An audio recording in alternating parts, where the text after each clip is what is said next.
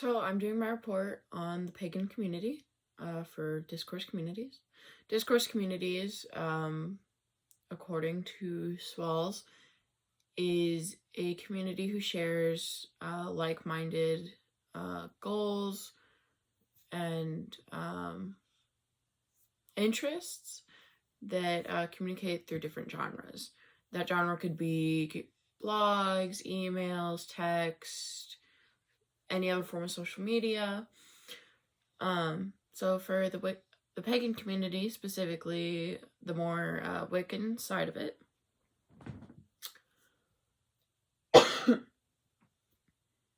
it is considered a discourse community because it is a large group of people that is actually worldwide.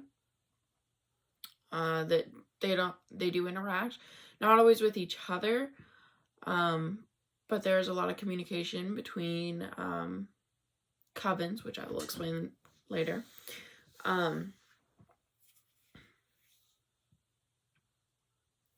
Some forms that they communicate with is there's blogs. They will meet in person actually and then communicate that way. They do it over text. And there's definitely social medias like Facebook, Twitter, Instagram, other stuff that helps the community interact with each other and kind of bounce ideas or get information that one person didn't know that someone else might have. There's also books published all about Wicca and like paganism and different types and stuff that is in the community that you can learn about. So what paganism is, it is the old religion. And what I mean by when I say old religion, it is like when I talk about the Norse pantheon, the Greek pantheon, the Egyptian gods or goddesses. It's considered old because it comes before the Christian or Catholic religion. This is what was very prominent before mythology, when we had polythology. That's not right. The pagan community, it is a very diverse set of people. Further going into it, there's definitely subcultures. There are people that are more focused with the Norse or heathen side of it. There's people that are in the Wicca or witchcraft part of it. There's different types of branches that are in it. I am more focused on the Wiccan side because that is what I am most familiar with. Some of the lexi of the group is, like I mentioned earlier, a coven. That is a group of normally 13. It could be more, but normally 13 people that will meet together to perform ceremonies or rituals to honor their deities. Deities, gods or goddesses, ritual. It is basically what anyone does in like church. It is, you are setting up a space and kind of performing stuff to show your devoutness, I guess would be the right word, to your god or goddess.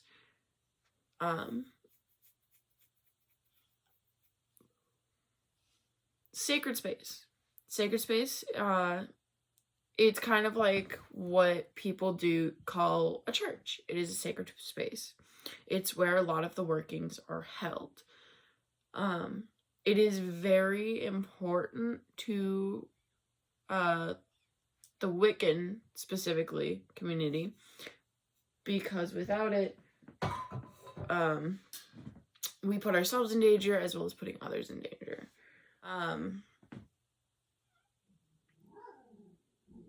further going into stuff, there's a thame, which is a tool that Wiccans use. It is a short knife or dagger that has normally it has a black handle, and it is supposed to be used as our working tool. It is a part of you. It is just an extension of you. I can show you an example of one.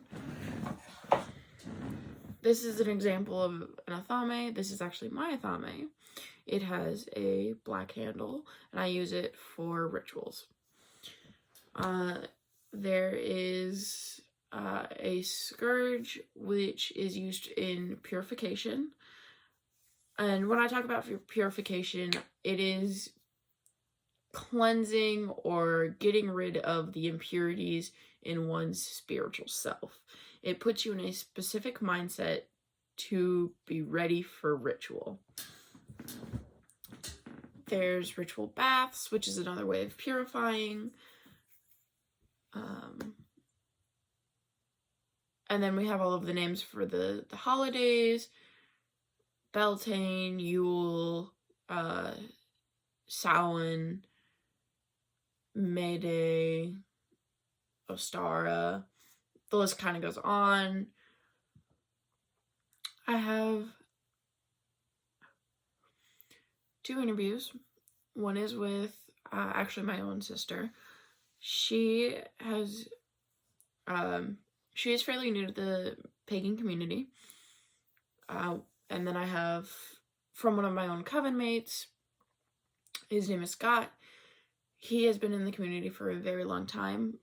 So it gives you kind of 2 different views. One from being someone fairly new, and one being in the scene for quite a while. Alright. Introduce yourself. Hi, my name is Melody. I go to the University of Memphis, and I'm a math major, and I'm a Wiccan. So, when did you get involved with the community?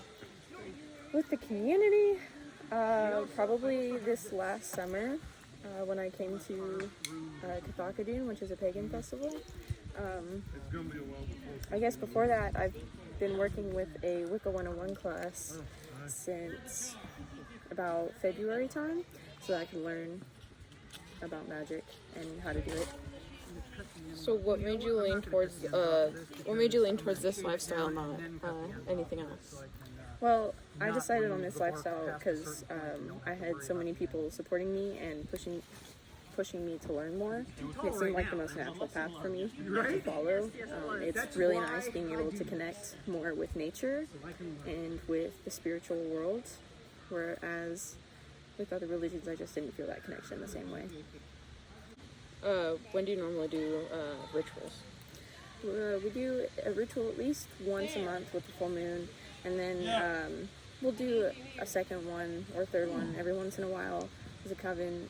Personally, I do them whenever I feel that I need to do a personal one, and they all depend on what I feel I need at the time.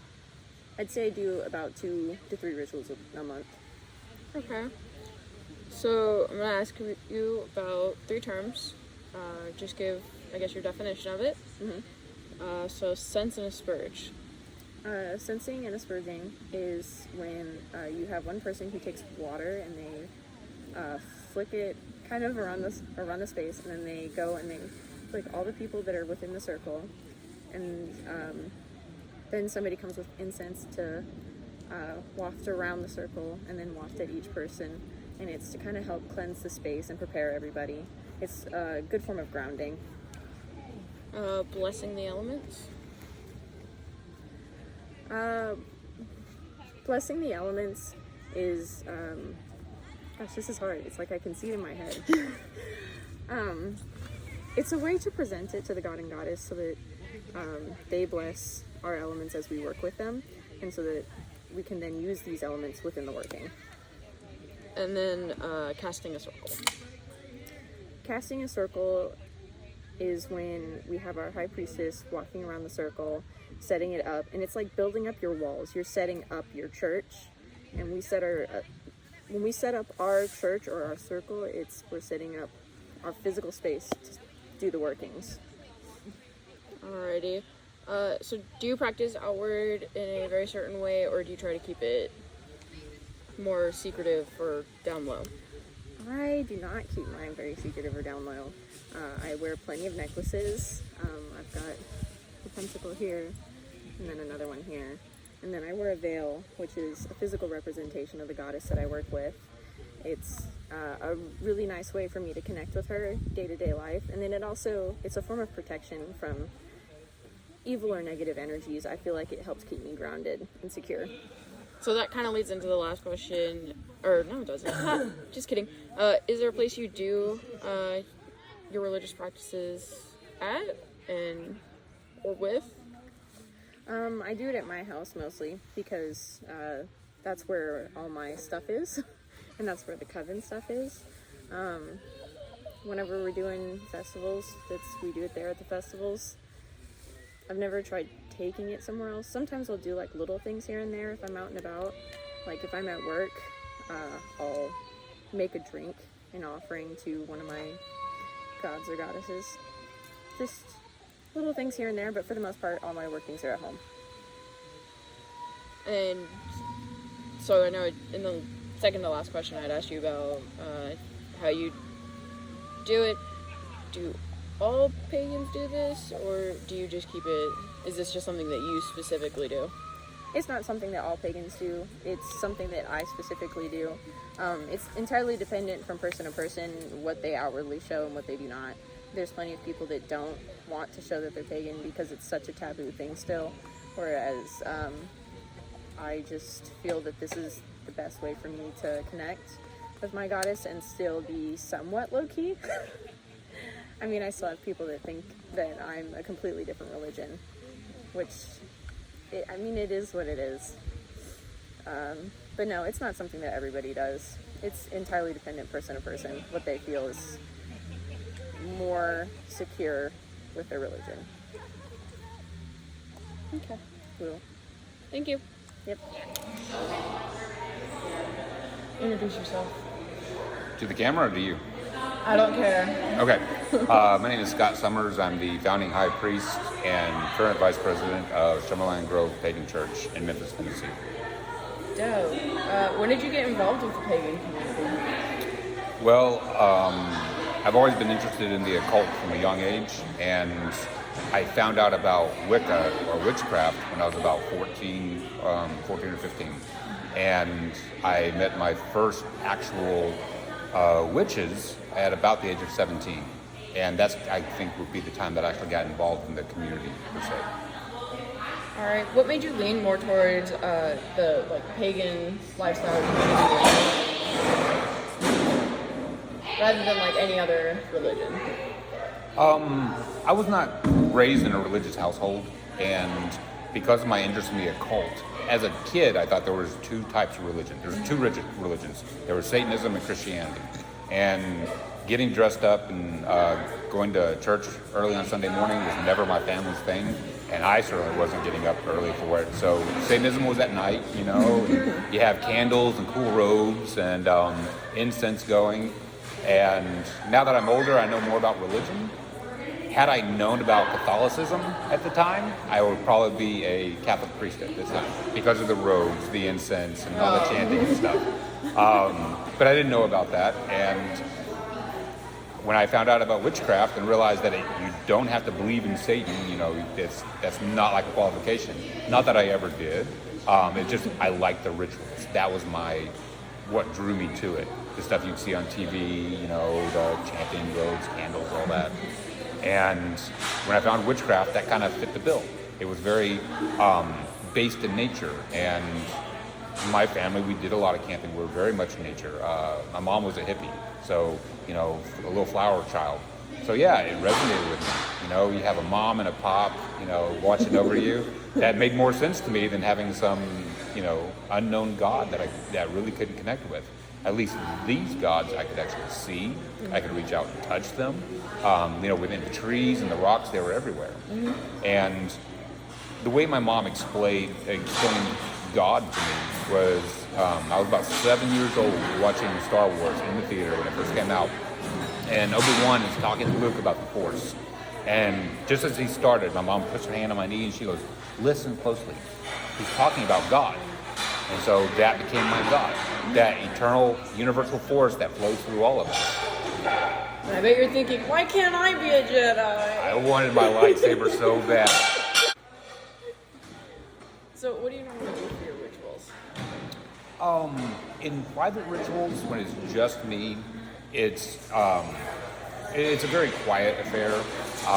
I still put on like robes, and I'll do the incense and the candle, but that's about as far as I will go because I want to meditate. I want to reflect inside myself to try to pull out the deity that's inside me. Because to me, the gods live within you. All right, and you draw that power, from it within inside. There's I'm going to paraphrase it from the Charge of the Goddess, which is a poem that a lot of witches use. In it says, if that which you cannot find within, you shall never find without.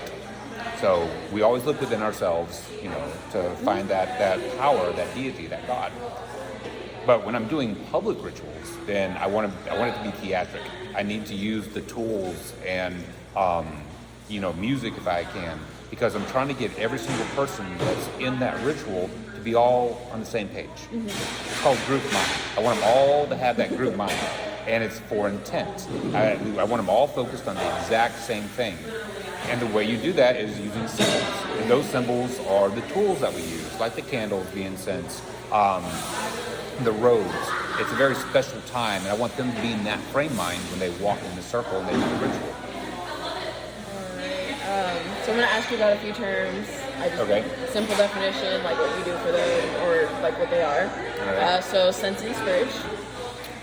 Sense and spurge is a form of cleansing. It's a symbolic form of not only cleansing your, shall we say, your spiritual side, your spiritual self. Some people will say it's cleansing your aura, the outer you, if you will. But psychologically, it's also cleaning your mind out. It's a trigger for you. It's like walking in and seeing candles, candlelight dinner with romantic music. First thing that pops in your mind is romantic dinner. So you're already in that mindset without even trying. The sensing and spurging is pretty much the same thing. It's symbolic of using the elements of earth, air, fire, and water to cleanse our psyche, but also cleanse our aura or our spiritual selves. All right. Blessing the elements. Blessing the elements. For me, this is a way of honoring them, since they are the makeup of all life. The earth, air, fire, and water, and we have the fifth one of spirit, which is basically us and everything, that universal force I told you about. But by blessing those elements, you're encouraging that actual aspect of the element to come into the circle with you and infuse you with their energy. It's a form of balancing. Imagine not being able to get all your nutrients that you need for your body. If you feel out of place, if you don't eat the right foods, if you don't have a balanced meal and stuff like this, it's all about balance. And the energies, since the elements, since they make up who we are, we need that to be in balance as well. And so by giving that offering of the blessing, we're encouraging them to join us so that we can have that balance, not only within ourselves, but within our circle. So talking about the circle, what does casting a circle mean? Casting a circle is creating sacred space. What we're trying to do when we cast a circle is, there's multiple reasons for it, but psychologically we're carving out a piece of our world so that we can stand in it between two worlds. That of the mundane natural world and the more the spiritual world. And it's considered a safe space for us to be able to commune with our gods. Now, it's not necessary to do that just to commune with your gods. You can talk to them any time of the day you want, but it's a good time for you to open up and be able to receive whatever gifts they want to give. And another reason for creating a circle or casting a circle is if you're doing any kind of spell work or energy work, and you, with the intention of sending it out afterwards, and think of it as a bowl, holding water. All right, you can let the water run. It'll still get wet. But with a bowl, you get to capture it and hold it until you're ready to use it. And then when it's all built up, almost like a pressure cooker, it's all built up, then when you release it, it goes out into the world and does whatever your will, wanted. So do you practice outward in a certain way, or do you try to keep it very secretive, not as public? Oh, that's a good question. I am very public about it. I do like news interviews, articles. I write. I'm very public outwardly, but at work, I don't talk about politics. Don't talk about religion. Don't talk about anything that's not work related. And that is, I've always done that. Regardless of what my beliefs or anything are, I just don't think it's appropriate for work. But that's the only place that I'm not, outwardly pagan. Mm-hmm. Anywhere else, I scream pagan. All right. And then the last question. Is there a place you do your religious practice with or at? The vast majority of the time, I have a room upstairs. It's a spare room that I call my temple. Now, currently it's been overrun with a bunch of other stuff, but there's enough space in there for me because I have my altar in there, and I'll sit down and meditate and do whatever working I want. Ashley and I, my girlfriend, we practice together, and so there's enough room for us to do it too, and the cats if they want to join in. But that's the majority of it is there. Sometimes when I find myself out in the woods or out in nature somewhere, I have to take it just like a moment, just to go sit down by a tree or do something like that, and do a meditation. It may not be a full ritual type thing, but it's a way of me connecting again with the earth and with my gods. Thank you. You're welcome. I also have a video of what a ritual would look like. This ritual is not what every person does. The ritual was done by the Summerlin Grove Church, who is pagan, not exactly Wiccan, but pagan. So it is a very basic ritual, and you get to see what blessing the elements is, what casting a circle is, and seeing kind of like a working. Now, workings, what I mean by that is what we do in the ritual to push energy and to kind of just be there and with our deities. Working doesn't always have to be the same. It is very different depending on what you need it to do. For the one in the video, we are celebrating Samhain. And Samhain is when the veil between the living and the dead is the thinnest. So it is very easy to contact ancestors, which is exactly what we were kind of insinuating with the dance that we do in the working. The dance, it kind of invites people to let loose, have fun, and reconnect with their ancestors and build all this energy. It's very beautiful, and it's very out there. This, normally you won't see people actually being able to just go out in public and do a ritual like that. As it is, you had to pay for registration to even go to the festival, and you didn't even have to take part in the main rite, closing rite, opening rite, any of the rituals that we have. Rite is ritual. It's it's an honor to be able to do it.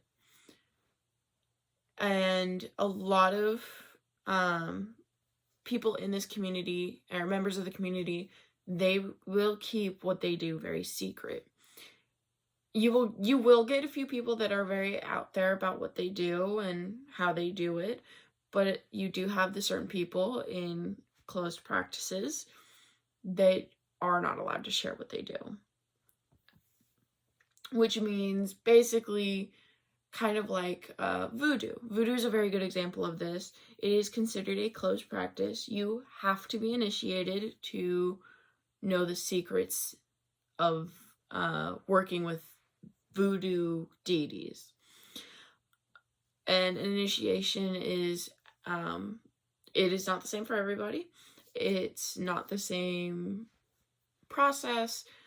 For the one that I know of that I went through, you take a year-long class of just basic Wicca, and then you are initiated into the secret closed practice, and you're not allowed to reveal what's in it, of course, so I do apologize, but it is basically you devoting yourself to that practice, specifically that version of that practice.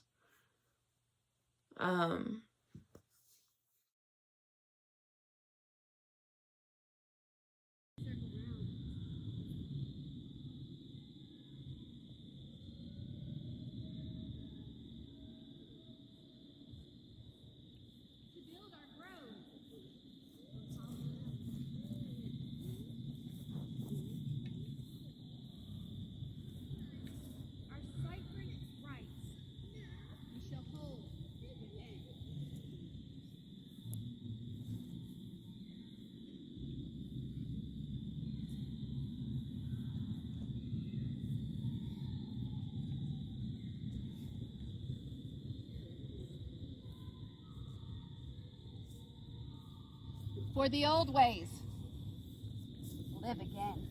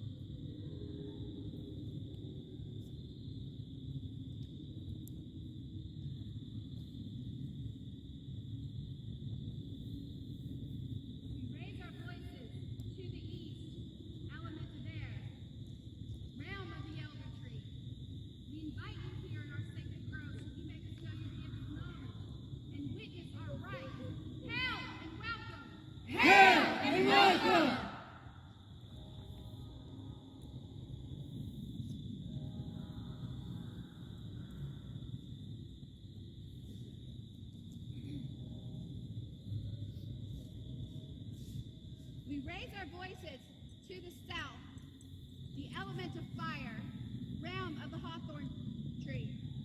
We invite you here into our sacred grove so you may bestow your gift of passion and witness our right. Hail and welcome.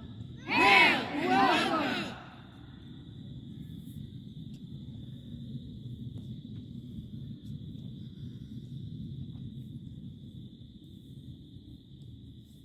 We raise our voices to the west, the element of water, realm of the willow tree. We invite you into our sacred grove so you may bestow your gift of compassion and witness our right. Hail and welcome. Hail and welcome.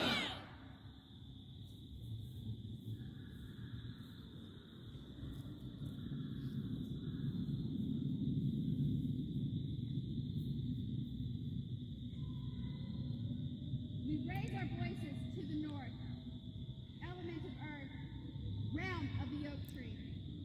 We invite you here to our sacred grove so you may bestow your gift of strength and witness our right. Hail and welcome. Hail and welcome.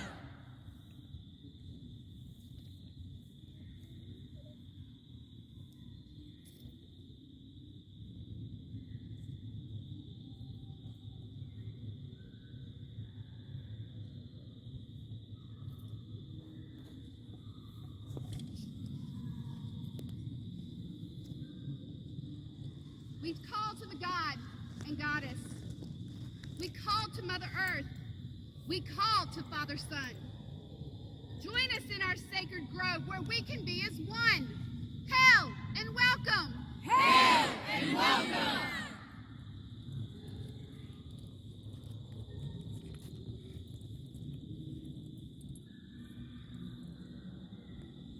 The leaves are fallen.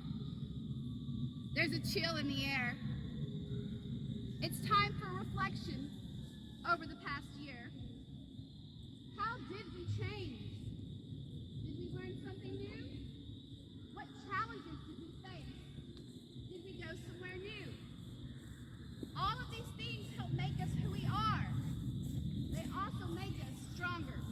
than before.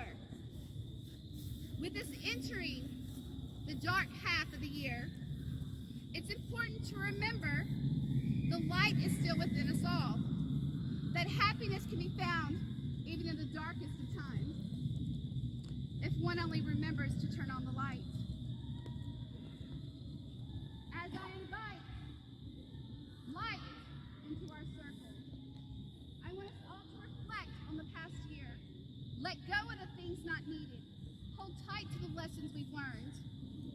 If you wish, you may join in the dance.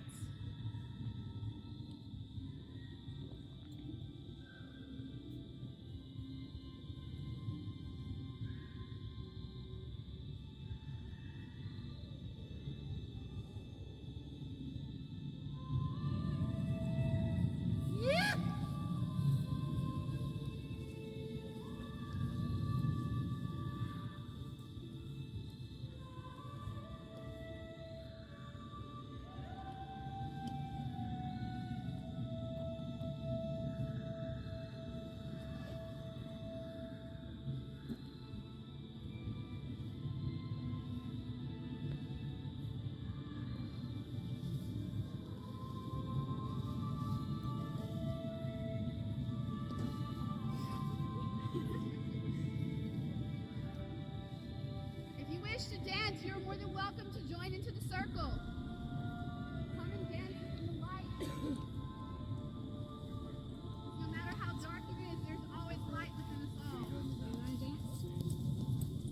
In the times when it's hard, we feel like there's no way to feel that anymore. There is light. There's always light within us. We just have to look.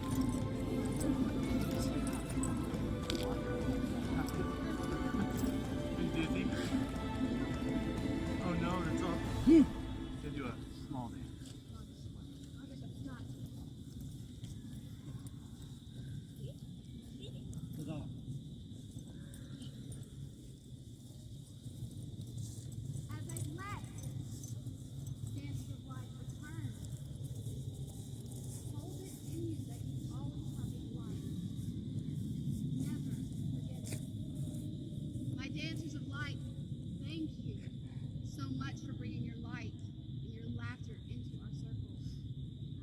Fare thee well. Fare thee well.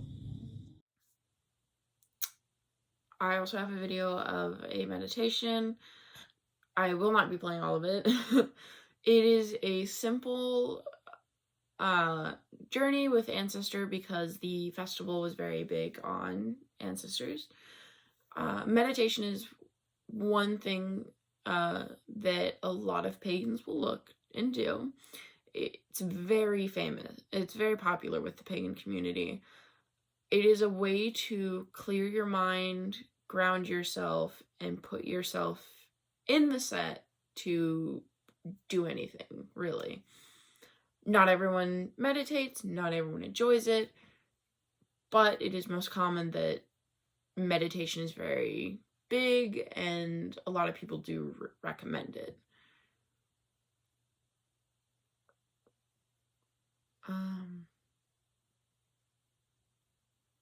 see. Anyone not participating in the guided meditation, please join us now.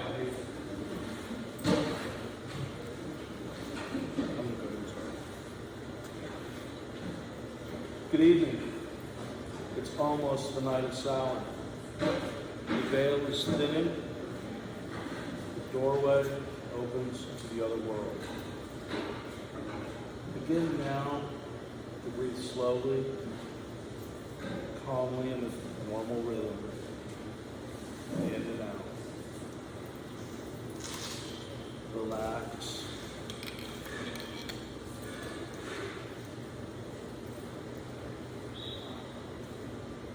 Center yourself down, breathing normally. In and out. Feel yourself getting ready to begin a journey.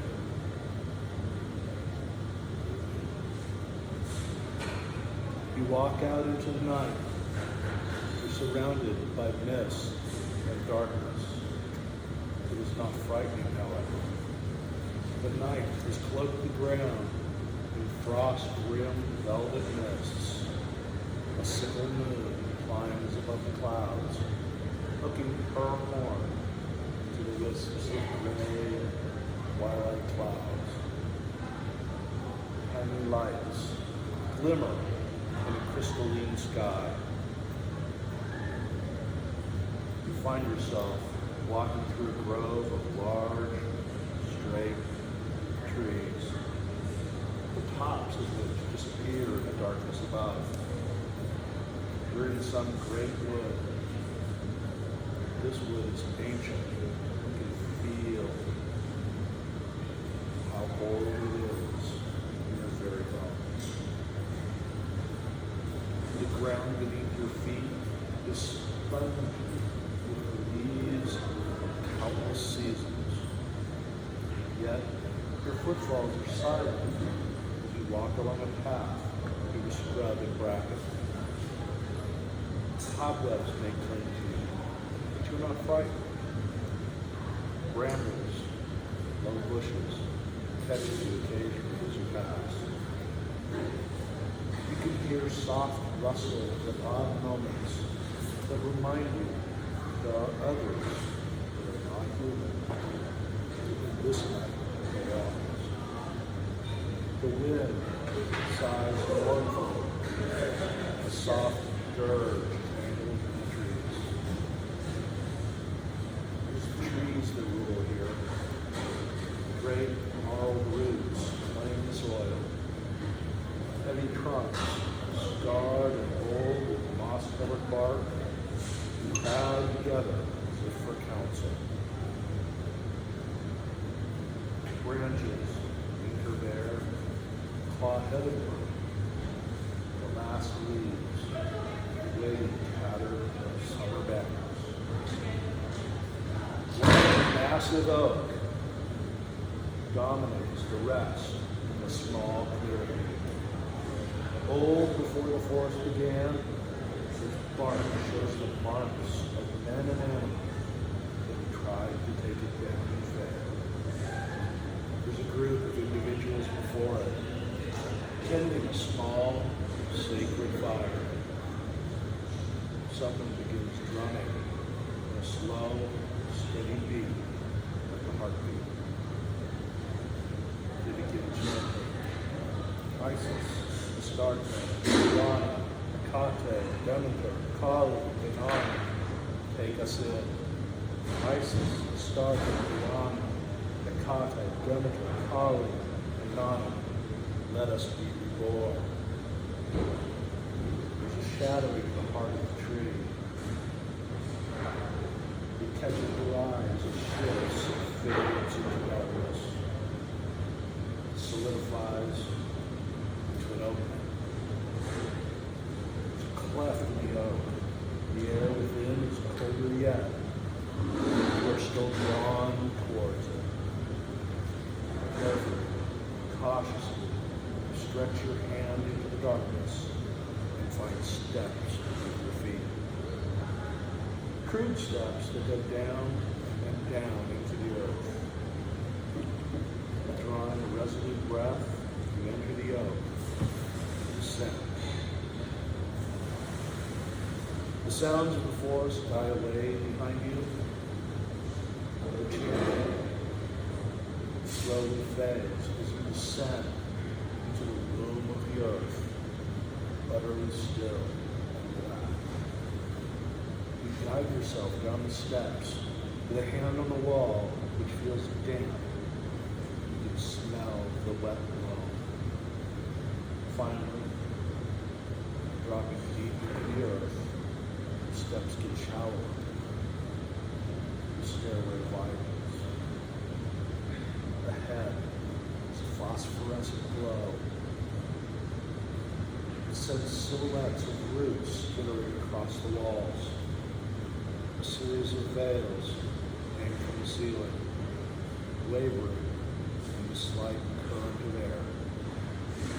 You hesitate. Do you tear veils? Will they even let you pass? You push the first veil aside. Before you is a pale wraith. Think back to the first death that touched you, the first family member that was, and that was gone. Look into their face, greet them, tell them what you never did. Let them tell you what they never got a chance to say. You embrace, and they're gone.